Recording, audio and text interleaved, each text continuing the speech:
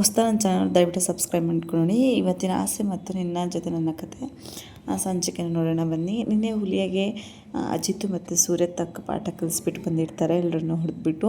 ಆದರೆ ಕೊನೆಗೆ ಹುಲಿಯ ತನ್ನ ಎಲ್ಲ ಆಸ್ತಿ ಪತ್ರ ಎಲ್ಲ ಲಕ್ಕಿ ಕೊಡ್ತೀನಿ ಅಂತ ಕೂಡ ಹೇಳ್ತಾನೆ. ಆದರೆ ಅಜಿತ್ ಕೇಳ್ತಾನೆ, ನೀನು ಬರೀ ಲಕ್ಕಿಗಷ್ಟೇ ಕೊಟ್ಟರೆ ಊರು ಜನಕ್ಕೆ ಏನು ಕೊಡ್ತೀಯ ಅಂದಾಗ, ಊರು ಜನಕ್ಕೂ ಕೂಡ ಅಷ್ಟೇ ಎಲ್ಲ ಅವರವ್ರ ಆಸ್ತಿ ಕೊಟ್ಟಾಗ ತುಂಬ ಖುಷಿಯಾಗಿ ಎಲ್ಲರೂ ಕೂಡ ಎಂಜಾಯ್ ಮಾಡ್ತಿದ್ದಾರೆ. ಅಜಿತ್ನ ಮತ್ತು ಸೂರ್ಯನ ಎತ್ಕೊಂಡು ಎಲ್ಲರೂ ಸಂಭ್ರಮ ಪಡ್ತಾ ಇರ್ತಾರೆ. ಅಷ್ಟರೊಳಗಡೆ ಲಕ್ಕಿ ಮನೆ ಕೆಲಸದವಳು ಬಂದುಬಿಟ್ಟು, ಯಜಮಾನ್ರೇ ಸೂರ್ಯ ಅವರೇ ಬೇಗ ಬನ್ನಿ, ಅಜ್ಜಿಗೆ ತುಂಬ ಸೀರಿಯಸ್ ಆಗಿದೆ ಅಂತ ಜೋರಾಗಿ ಚೀರ್ತಾ ಇರ್ತಾಳೆ. ಸಂಭ್ರಮದಲ್ಲಿ ಇದ್ದರೆ ಎಲ್ಲರೂ ಸಂಭ್ರಮನ ಬಿಟ್ಬಿಟ್ಟು ಓಡೋಗ್ತಾರೆ ಏನಾಗಿದೆ ನನ್ನ ಲಕ್ಕಿಗೆ ಅಂತ ನೋಡೋಕ್ಕೆ. ಅಲ್ಲಿ ಹೋದರೆ ಲಕ್ಕಿ ತುಂಬ ಸೀರಿಯಸ್ ಆಗಿರ್ತಾಳೆ. ಡಾಕ್ಟ್ರು ಕೂಡ ನೋಡ್ತಿರ್ತಾರೆ.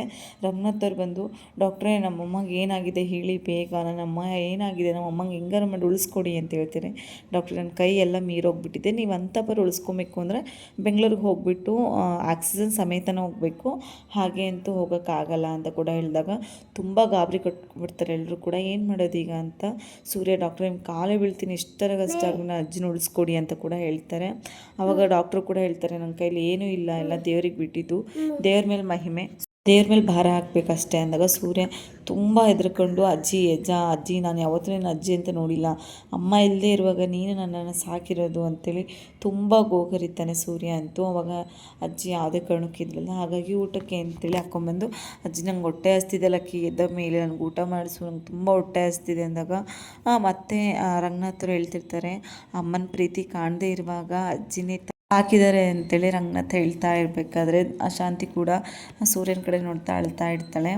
ಇನ್ನೇನು ಮಾಡೋದು, ಹಾಸ್ಪಿಟ್ಲಿಗೆ ಕರ್ಕೊಂಡು ಹೋಗ್ಬೇಕು, ಅಜ್ಜಿನ ಯಾವುದೇ ಕಾರಣಕ್ಕೂ ಉಳಿಯಲ್ಲ ಅಂದ ತಕ್ಷಣ ಸೂರ್ಯ ಕೂಡ ಶಾಕ್ ಆಗಿಬಿಡ್ತಾನೆ. ಆವಾಗ ಅಜಿತ್ ಹೇಳ್ತಾನೆ, ನೆಮ್ಮದಿ ಕಳಿಸ್ಬಿಡು ಸೂರ್ಯ, ಇಷ್ಟು ಹಿಂಸೆ ಕೊಡ್ಬೇಡ, ನರಕ ಇಲ್ಲೇ ತೋರಿಸ್ಬೇಡ ಅಂದಾಗ ತುಂಬ ಸಿಟ್ಟು ಮಾಡ್ಕೊಂಡ್ಬಿಡ್ತಾನೆ ಸೂರ್ಯ. ಯಾವುದೇ ಕಾರಣಕ್ಕೂ ನಾನು ಲಕ್ಕಿನ ಬಿಟ್ಕೊಡಲ್ಲ ಅಂದಾಗ ಲಕ್ಕಿ ಮನೆ ಕೆಲಸದವ್ರು ಹೇಳ್ತಾರೆ, ಇಲ್ಲೊಂದು ದೇವಸ್ಥಾನ ಇದೆ, ಅಲ್ಲಿ ಹೋಗಿ ಹರಕೆ ಕಟ್ಟಿದರೆ ಯಾವುದೇ ಫಲ ಕೂಡ ಈಡೇರುತ್ತೆ ಅಂದಾಗ ರಂಗನಾಥ್, ಸರಿ ಯಾವ ದೇವಸ್ಥಾನ ಹೇಳಮ್ಮ, ನಾನು ಹೋಗಿ ಹರಕೆ ಕಟ್ತೀನಿ ಅಂದಾಗ ಸೂರ್ಯ ಹೇಳ್ತಾನೆ, ಅಪ್ಪ ನೀನ್ಯಾಕೆ ಹರಕೆ ಕಟ್ತೀಯ, ನಾನು ನನ್ನ ರಕ್ತ ಸಂಬಂಧದಲ್ಲಿ ನನ್ನ ಮೊಮ್ಮಗನೇ ಆಗಿರ್ಬೋದು, ಆದರೆ ನನ್ನ ಮಗನಿಗಿಂತ ಹೆಚ್ಚಾಗಿ ನೋಡ್ಕೊಂಡಿದ್ದೆ, ನನ್ನ ಲಕ್ಕಿ ನಾನೇ ಕಾಪಾಡ್ತೀನಿ, ನಾನೇ ಹರಕೆ ತೀರಿಸ್ತೀನಿ ಅಪ್ಪ ಅಂದಾಗ ಸರಿನಪ್ಪ ಅಂತ ದೇವಸ್ಥಾನಕ್ಕೆ ಕೂಡ ಹೋಗ್ತಾರೆ.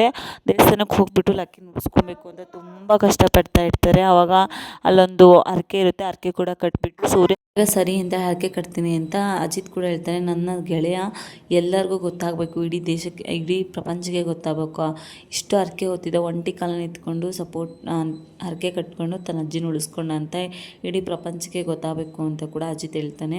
ಸರಿ ಆಯಿತು, ನಿನ್ನ ಬರೀ ಬಲ ಅಲ್ಲ ಸೂರ್ಯ, ಶ್ರುತಿ ಹೇಳ್ತಾರೆ ಬರೀ ನಿನ್ನ ಬಲ ಅಲ್ಲ, ನಿನ್ನ ಆತ್ಮವಿಶ್ವಾಸವನ್ನು ಧೈರ್ಯ ದೃಢವಾಗಿರಬೇಕು ಅಂದಾಗ ನನ್ನ ಆತ್ಮವಿಶ್ವಾಸನೇ ನನ್ನ ಪಕ್ಕದಲ್ಲಿದೆ ಅಂತೇಳಿ ಸೂರ್ಯ ಹೇಳ್ತಾನೆ. ಖುಷಿಯಾಗಿ ಸರಿ ಹರಕೆ ಕಟ್ಟೋಣ ಅಂತ ಕೂಡ ಹೋಗ್ತಾರೆ.